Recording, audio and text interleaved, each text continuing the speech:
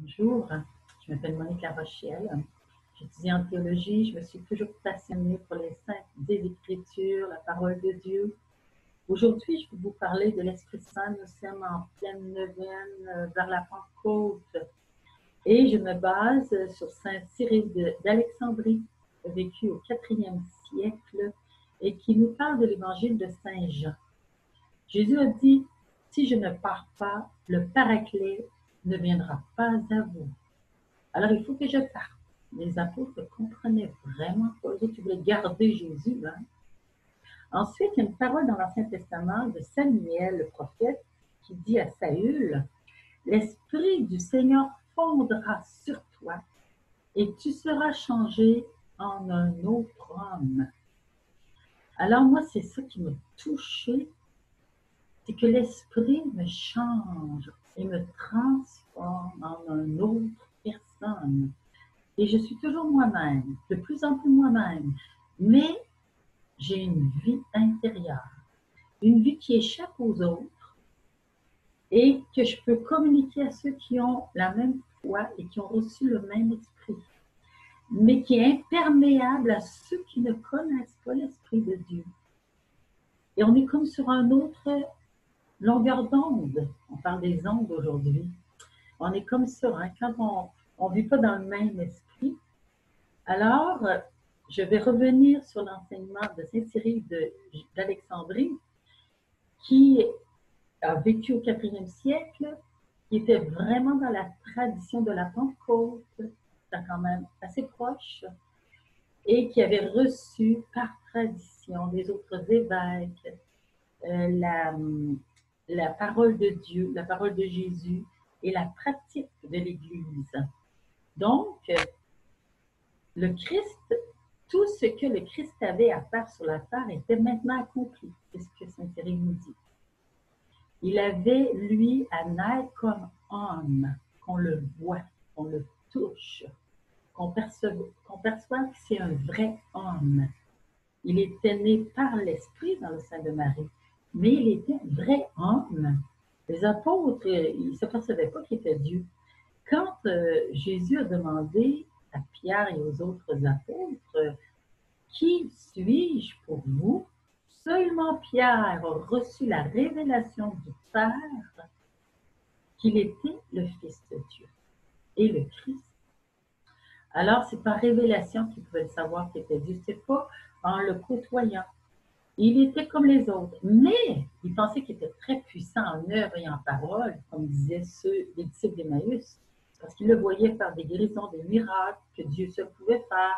Mais il disait peut-être que c'est un grand prophète, c'est un saint, puis Dieu l'écoute. Il n'écoute que ces grands hommes qui sont dans la confiance en Dieu, qui agissent selon Dieu. Mais savoir qu'il était Dieu lui-même, ça prenait l'Esprit Saint. Alors, il fallait que le Christ parte pour que nous, on reçoive l'Esprit Saint.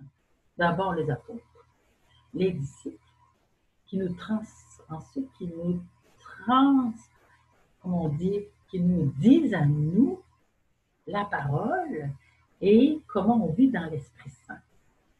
Alors, il fallait absolument que nous devenions participants de la nature divine du Verbe, c'est-à-dire que nous abandonnions notre vie propre, nous dit Saint Cyril d'Alexandrie, pour qu'elle se transforme en une autre vie.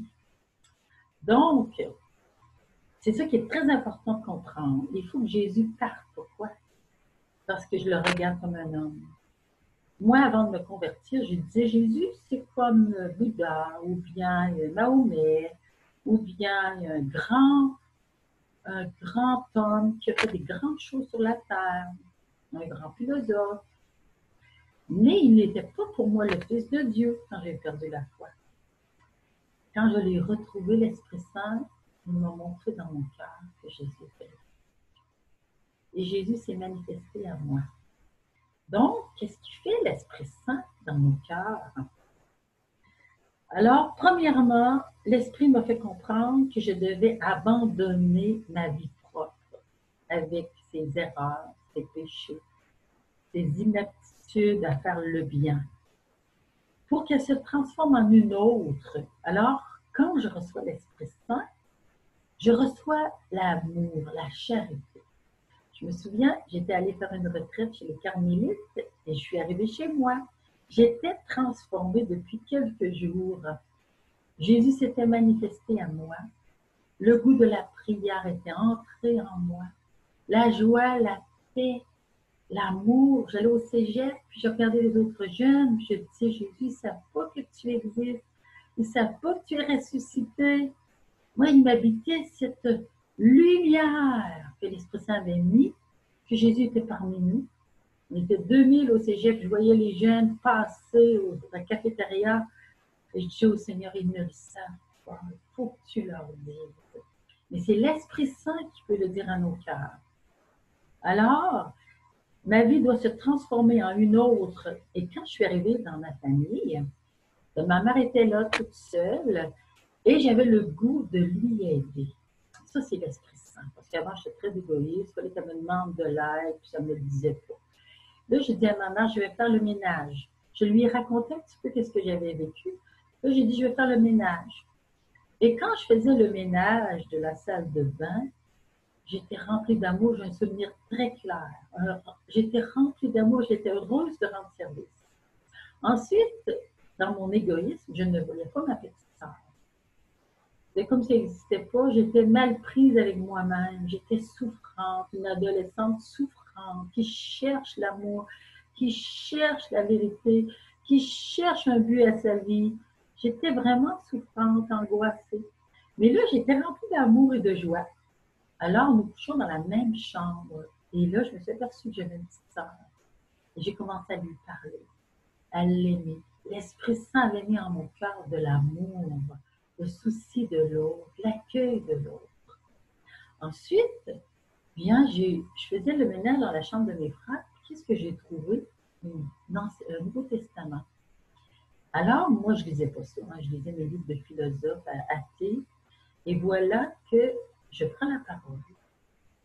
Et l'Esprit Saint a donné en mon cœur la lumière, le goût, et que c'était bon cœur, cette parole de Dieu. Ensuite, j'ai pris toute la Bible, je l'ai lue en entier. L'Esprit Saint en mon cœur faisait cela, parce que j'avais reçu une vie nouvelle par le baptême dans l'Esprit Saint. L'Esprit Saint, en effet, dans le sacrement de confirmation, vient en nous d'une façon nouvelle, mais on le laissait dormir, ce sacrement. Alors, quand je me suis convertie, j'ai regretté ma vie du passé.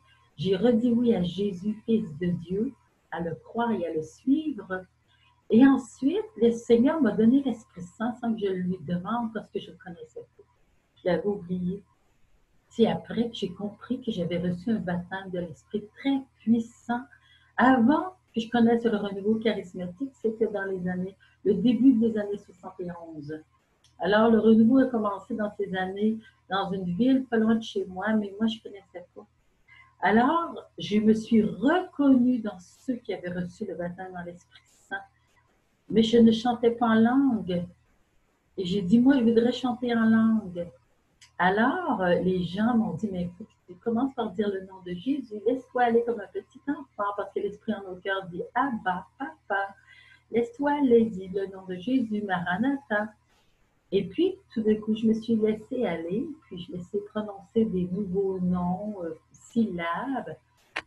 Et après, j'ai dit à la dame qui m'aidait, mais moi, quand j'étais jeune, je me souviens dans la campagne, je marchais, je chantais comme ça. Et oui, j'ai reçu le baptême et la confirmation. Et le Saint-Esprit me faisait chanter les louanges de Dieu, mais je ne savais pas que ça s'appelait le don des langues. Et ce sont des louanges de Dieu qu'on chante ou qu'on prie. Alors, l'Esprit Saint me transforme et transfigure ma vie pour atteindre la nouveauté d'une vie aimée de Dieu. Avant, je ne pouvais pas plaire à Dieu, j'étais centrée sur mon gros moi.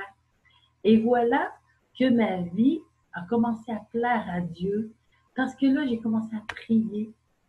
En effet, je me retirais. Chez nous, on était une grosse famille, alors il fallait que je me retire dehors. C'était le printemps, l'été qui était là. Et dans les chants, je me mettais à prier, l'Esprit Saint venait. Je sentais la présence de Jésus en mon cœur. Une fois, l'amour de Dieu m'a envahi. Puis, comme le soleil qui brillait et resplendissait sur les petites fleurs des champs, j'étais comme cette petite bouton d'or qui se laissait remplir de l'amour de Dieu. Et je dis au Seigneur, mais Seigneur, ils ne savent pas que tu es l'amour. Seigneur, ils ne savent pas que tu es l'amour. Il faut que tu te manifestes. Donc, il nous faut appeler l'Esprit Saint. Il est l'amour répandu dans nos cœurs. On ne peut plaire à Dieu si on n'a pas d'amour dans nos cœurs. Impossible. La vie en nous qui est aimée de Dieu, c'est celle qui rend service, celle qui accueille l'autre, celle qui pardonne, celle qui soutient, celle qui supporte son frère. Alors, cette vie aimée de Dieu, c'est l'Esprit Saint qui va me la donner. Comment? En me faisant participer à lui-même. Ça, c'est fort, c'est Saint-Cyril qui le dit. Cela ne pouvait se faire autrement que par union et participation à l'Esprit, même sans qu'on le sache. Regardons la vie des saints. Par exemple, Élisabeth de la Trinité. Quand elle est entrée au Carmel, déjà, elle avait beaucoup prié dans son cœur, cheminé comme enfant, comme adolescente. Entrant au Carmel, elle découvre la vie présente en elle de la Trinité. L'Esprit lui montre le Père et le Fils. L'Esprit lui fait prendre conscience de cette puissance d'inhabitation de Dieu en elle. Dieu est en elle, elle peut toujours prier, parler à ce Dieu qui est Père et à son époux Jésus. Et elle a été transformée par cette vie. Elle était tellement heureuse de découvrir cela. C'est seulement par l'Esprit Saint qu'on peut découvrir et participer, toi et moi. Mais pour cela, il faut s'arrêter. Alors, j'ai eu la chance, moi, de connaître Thérèse d'Avila, sainte, la grande Thérèse. Et j'ai lu dans un livre qui s'appelle « Je veux voir Dieu » sur l'oraison. Et la grande Thérèse nous expliquait que l'oraison, c'est un cœur à cœur avec Dieu. Moi, je dirais dans l'Esprit Saint. Et j'ai dit, ben moi, je veux devenir une intime de Dieu. Je veux devenir tout proche de Jésus, son intime. Puis elle disait, si tu veux devenir son intime, il faut que tu fasses oraison, que tu pries tous les jours, prennes du temps. À ce moment-là, j'aidais beaucoup dans ma famille. Et nous étions une famille qui travaillait fort, du matin jusqu'au soir. Comment être fidèle à cette prière de tous les jours? Mais il fallait que je me prenne des moyens.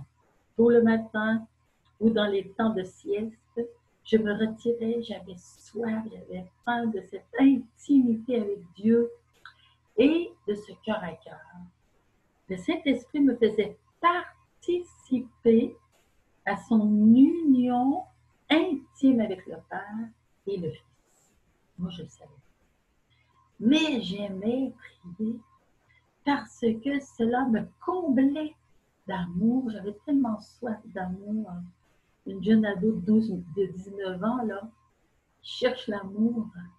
Et Dieu m'a fait connaître l'amour divin. J'avais bien rencontré des garçons, mais ils ne me comblaient pas autant que cet amour divin. Et chacun de nous, on a soif de cet amour. Il faut découvrir, mais prendre le temps. Je connais une mère de famille qui prend au moins 20 minutes par jour pour entrer dans cette intimité. Elle prend la parole de Dieu, la médite. Alors, Saint-Cyril nous dit, le moment le plus indiqué et le plus opportun pour l'envoi de l'Esprit et sa venue en nous était celui où le Christ notre Sauveur nous quitterait. Alors, les apôtres ont vécu cela après l'ascension. Ils l'avaient vu souvent après sa résurrection, mais après son ascension, ils ont vu son corps monter au ciel. Ils ont eu une grande joie par l'Esprit Saint, parce que Jésus leur a dit, il faut que je parte. Ils étaient tout tristes. Jésus dit non, je vais revenir et votre joie, nul ne vous la ravira. Alors ils avaient confiance. Jésus a dit, ne quittez pas Jérusalem. Priez afin de recevoir l'Esprit Saint. Jean le Baptiste dit, je vous ai baptisé dans l'eau, vous recevrez le baptême dans l'Esprit Saint. Alors, les apôtres attendaient avec la Vierge Marie, les femmes, les disciples aussi, et ils priaient, et le 10e jour après l'ascension, la montée de Jésus, ils ont reçu cette force qui a tout dérangé le Cénacle, hein, comme un grand vent de tempête. Les langues de feu, ils sont sortis du Cénacle, ils ne peuvent pas rester enfermés par la peur. Ils étaient transformés, comme moi j'ai vécu, comme tant d'autres ont vécu, transformés par l'Esprit Saint. Comme notre pape François, il dit, hein, vous autres qui avez reçu le baptême dans l'Esprit Saint, il faut absolument que vous l'enseigniez et que vous le transdonnez, que vous le transdonnez à d'autres. C'est pour ça que je vous en parle. Vivons l'expérience du baptême dans l'Esprit. Demandons à d'autres chrétiens de prier avec nous pour qu'on le reçoive. Mais pour cela, moi, j'ai vécu aussi un petit peu cette tristesse d'avoir perdu Jésus. Je l'ai perdu de ma faute parce que je n'allais plus à l'église, je ne priais plus. J'avais perdu ma foi, je me suis laissée influencer par les autres, par la mode d'aujourd'hui. On n'a plus besoin de Dieu, il est mort. Le matériel, ça va nous suffire. On est capable, tout seul, nous autres les humains. Mais on va s'apercevoir qu'on a des limites. Hein? Puis mon cœur humain avait tellement besoin d'amour vrai, fidèle. Et donc, j'ai cherché cet amour et je l'ai trouvé en Jésus et dans l'Esprit Saint. J'ai donc vécu un vide. Le Seigneur était parti. Ce vide m'a rendu angoissée et triste. Et il m'a fait chercher une plénitude que j'avais perdue. Parce qu'à 15 ans, j'avais vu encore cette plénitude, cette paix et cette joie en Dieu. Mais à 18 ans, je l'avais tout perdu. Et voilà que j'ai dit oui, Jésus, je veux retrouver la foi de mon enfance, le bonheur que j'avais d'être avec toi. Seigneur, reviens. Seigneur, je te dis oui. Je m'humilie. Je te demande pardon de t'avoir quitté. C'est de ma faute, Jésus. Aie pitié de moi. Reviens. Et le Seigneur est revenu parce que je lui ai dit de revenir. À chacun de nous appartient la liberté de choisir si je veux de Dieu ou non. Et si je dis oui, c'est lui qui va me faire participer à sa vie par la puissance de l'Esprit Saint.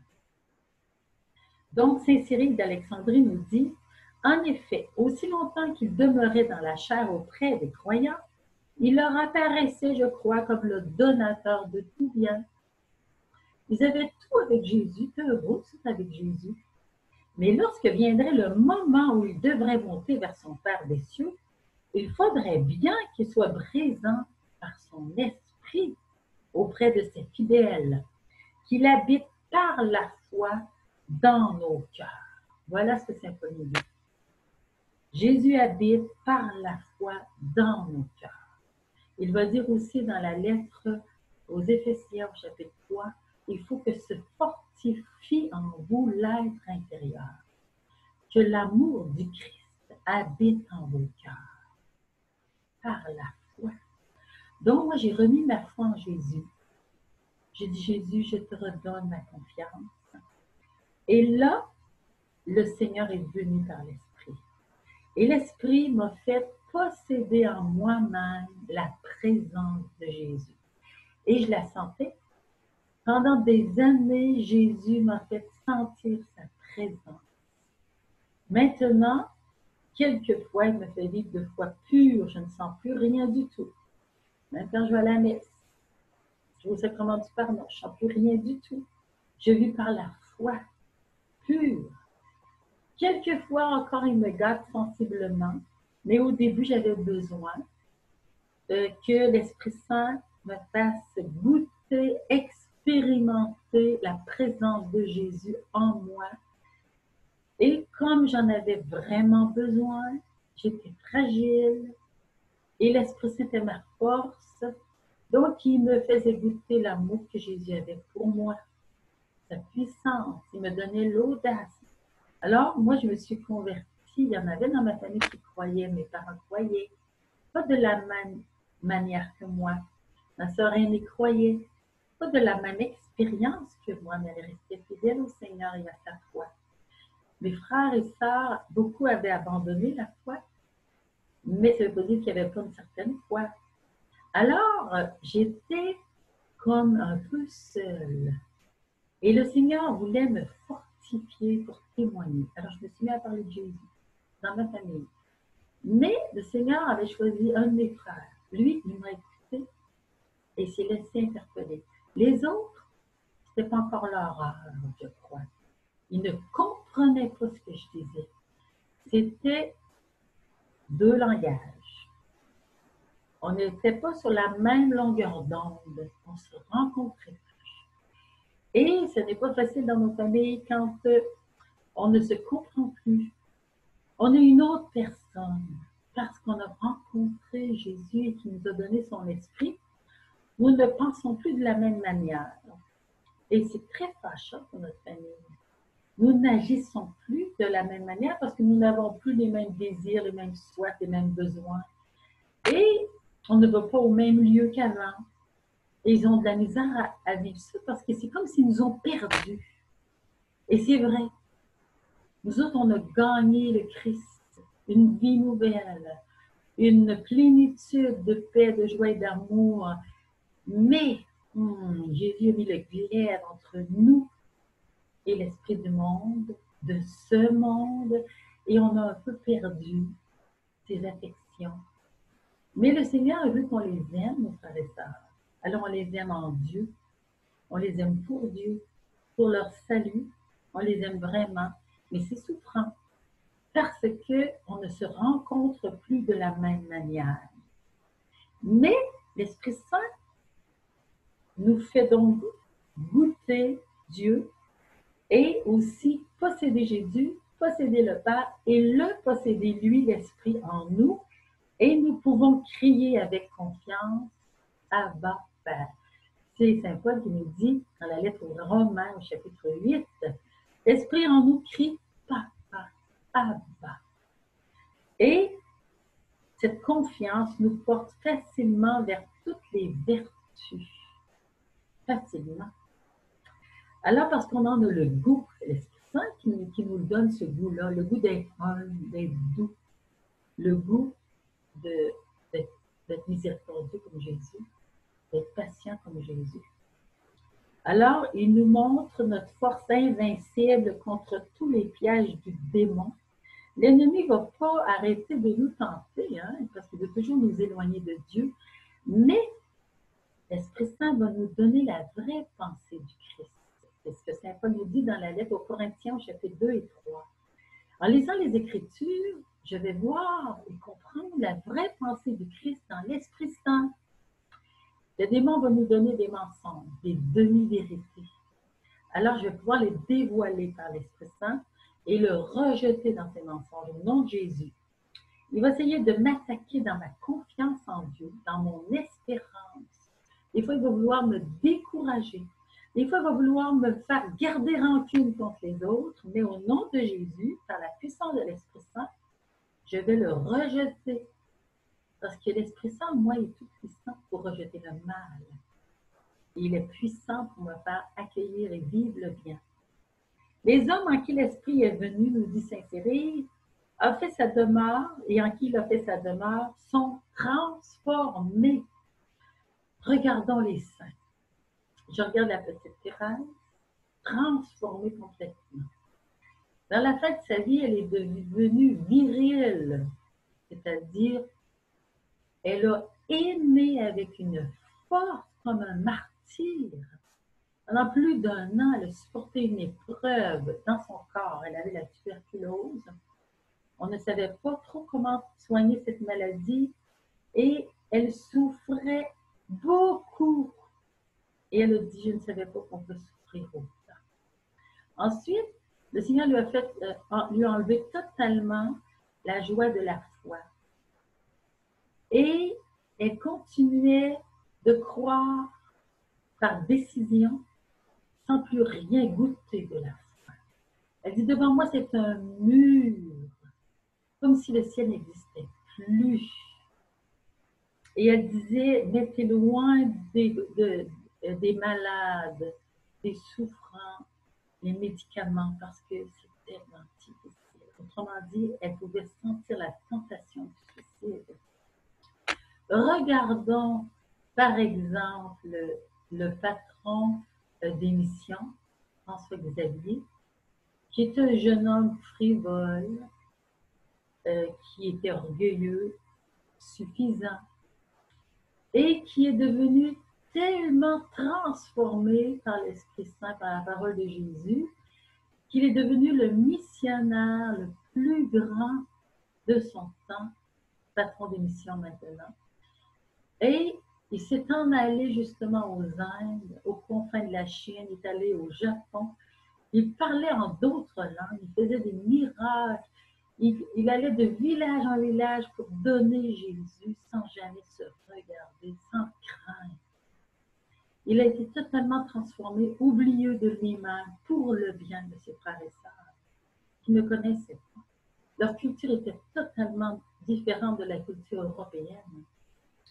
Prenons Saint Vincent de Paul, qui avait tant de charité, lui qui avait été pris par les Mahométans, fait prisonnier, s'est mis à être tellement amoureux de ceux qui souffraient dans les prisons, esclaves, sur les bateaux. Il s'est mis à défendre les petits-enfants qu'on abandonnait dans les églises. Il a dit aux femmes, accueillez-les, ces petits orphelins-là. Toutes les pauvretés, les accueillir. C'était l'Esprit de Dieu qui était en lui. On peut lire la vie des saints, de tous les saints. Par exemple, la petite fille Anne de Guigné, qui avait un caractère à 4 ans tellement orgueilleux, égoïste, querelleur, jalouse de son frère. Et voilà qu'à la mort de son papa qu'elle aimait, sa maman lui a dit, si tu veux m'aider, change ma petite fille. Et à partir de ce moment-là, elle a pris une décision. Elle a regardé Jésus et elle a décidé de changer son caractère. Elle a mené un combat de tous les jours contre sa colère, son égoïsme. Et elle est devenue tellement pleine d'amour dans sa famille. On veut la canoniser. Justement parce que par la puissance de l'Esprit Saint, on devient un autre. On devient participant de la vie divine. On devient des saints, fils de Dieu, fille de Dieu. Saint Cyril nous dit, les hommes en qui l'Esprit est venu et a fait sa demeure sont transformés. Ils reçoivent de lui une vie nouvelle. C'est vrai. C'est pas mon ancienne vie que je vivais, c'est une vie nouvelle. Comme on peut facilement le voir par des exemples pris dans l'Ancien et le Nouveau Testament. On voit bien Pierre qui est transformé. Lui qui avait peur de tout, qui a renié le Christ, a été fortifié jusqu'au martyre. Dans l'Ancien Testament, Samuel, après avoir adressé tout un discours à Saül, lui dit « L'Esprit du Seigneur fondra sur toi et tu seras changé en un autre homme. » C'est l'Ancien Testament. Mais le Nouveau Testament, avec la foi dans le Christ Jésus, le pardon des péchés, voilà ce que ça transforme en Saint Paul. Saint Paul était totalement transformé, de pharisien, avec sa tête, une forteresse mentale forte, de pharisien. Il est devenu libre dans l'Esprit Saint. Et c'est lui qui est devenu l'apôtre des gentils, des païens, qui a fait une voie nouvelle. Alors Saint Paul nous dit, nous tous qui, le visage dévoilé, reflétons la gloire du Seigneur, nous sommes transfigurés en cette même image, de gloire en gloire, comme il convient au Seigneur qui est esprit. Car le Seigneur est esprit. Alors, Saint Paul a vécu le baptême dans l'Esprit Saint et il avait tous les charismes et tous les dons. Il a ressuscité les morts, parlait en langue plus que tous les chrétiens. Il a dit, je parle en langue plus que vous. Prophétiser. Quand il a été pris pour mort, s'est relevé dans la force de l'Esprit Saint. Dans les persécutions, rien ne l'a arrêté. En prison, il louait le Seigneur. Sur le bateau, pendant qu'il y avait la grosse tempête, il donnait conseil au capitaine. C'est lui qui conseillait le capitaine. Le Seigneur lui a dit, il a obtenu du Seigneur que personne ne soit noyé. Il dit, le bateau va être détruit, mais personne ne sera noyé. C'est à cause de toi. Voyez-vous la puissance qui est accordée à celui qui a la foi? Il est participant de la vie divine. Alors, vous voyez comment l'Esprit transforme, pour ainsi dire, en une autre image ceux en qui on le voit demeurer. Donc, demandons le baptême dans l'Esprit Saint, ce baptême de feu qui transforme notre vie. Il fait passer facilement de la considération des choses terrestres à un regard exclusivement dirigé vers les réalités célestes. Après l'ascension, Jésus est monté au ciel et s'est assis à la droite de Dieu. Saint Paul nous dit maintenant, délaissez l'intérêt que vous avez pour les choses terrestres et vivez avec le Christ, là où il est, en haut. Recherchez les choses d'en haut. Votre vie doit être en haut, dans le Christ, dans l'Esprit. Alors, je vis sur la terre. Jésus a bien dit au Père, je ne te demande pas de les séparer du monde. Non, je ne te demande pas ça. Ils sont dans le monde. Mais je te demande de les préserver de l'esprit de ce monde. L'esprit du mal. Alors, mon cœur doit sans cesse à tous les jours se détacher de ce monde pour s'attacher au Seigneur et à aimer mes frères et sœurs, tels qu'ils sont sur la terre, d'une lâcheté honteuse à des projets héroïques. Lâcheté ou honteuse, je pense tout de suite à Saint-Pierre. Je suis contente qu'il ait été comme ça parce que ça me console. Hein? Mais ensuite, il a été héroïque. Il est allé jusqu'à Rome pour témoigner du Christ. Saint Thomas est allé jusqu'aux Indes pour témoigner du Christ. On pense aux martyrs du Japon. On pense aux martyrs d'Ouganda. Les enfants qui étaient là n'ont pas craint de témoigner du Christ. Nous constatons que ce changement s'est produit chez les disciples, fortifiés ainsi par l'Esprit Saint. Les assauts des persécuteurs ne les ont pas paralysés. Tous nos saints martyrs, au contraire, ils se sont attachés au Christ par un amour invincible. Voilà le secret. Est-ce que je veux m'attacher au Christ ou m'attacher aux choses de la terre, au matériel, à ma petite vie? Moi, je connais quelqu'un qui a dit, moi, ça ne m'intéresse pas de vivre une vie en profondeur. Ma femme, ça l'intéresse, mais pas moi. Alors, ça fait une grande séparation dans un couple. On n'a plus le même esprit, plus les mêmes intérêts. Et c'est très difficile de vivre. Il y a des personnes qui choisissent leur moi, leur ego, et tout est centré sur eux. Leurs femmes, leurs enfants, leur travail, leurs loisirs, tout est rapporté à eux-mêmes. Mais quand je choisis de suivre le Christ, tout est rapporté au Christ et à son amour. Je l'aime. Et c'est pourquoi Jésus a dit à Pierre, m'aimes-tu plus que ceci? M'aimes-tu plus que ta propre vie? M'aimes-tu vraiment? Alors moi, j'ai décidé de dire à Jésus, je t'aime tous les jours. Je recommence. Parce que je suis fragile, je suis humaine. Donc, à tous les jours, je le rechoisis dans ma vie et je m'attache à lui. Comme Ulysse a demandé qu'on l'attache au poteau du bateau pour qu'il ne soit pas pris au piège du chant des sirènes qui avait piégé tous les autres marins, eh bien, Seigneur, Esprit Saint, attache-moi au Christ Jésus par des liens d'amour. Oui, Seigneur Jésus, je décide d'être attaché à toi. Comme Ulysse dit à ses matelots, je vais crier là, je vais vous dire de me détacher. Mais écoutez-moi pas. Vous autres, vous allez vous mettre des bouchons dans les oreilles parce que si vous entendez des sirènes, vous allez vouloir m'écouter. Donc, mettez-vous des bouchons dans les oreilles, vous n'allez pas entendre le chant des sirènes, la séduction de ce monde. C'est séduisant les plaisirs, hein? Tout ce qui nous est offert dans le monde d'aujourd'hui, c'est séduisant, ça m'attire. Mais c'est un piège parce que je ne serai jamais rassasiée. Je vais toujours soif et faim de la vie éternelle, de la vie profonde, d'une vie qui me comble d'amour, de paix, de joie, où je me mets au service de l'amour. Donc, Ulysse n'a pas succombé grâce à ses matelots qui n'ont pas écouté. Et moi, je ne veux pas succomber aux tentations et aux séductions de ce monde, mais j'aime les gens et je veux les amener à aimer Jésus, à le connaître dans l'Esprit Saint, parce que c'est lui notre bonheur, c'est lui notre vie, et c'est lui qui va amener la vie nouvelle dans les familles, une vie d'amour, dans les couples, la joie dans le cœur des enfants. Aujourd'hui, on vit une grande détresse dans les familles parce qu'on a abandonné Jésus.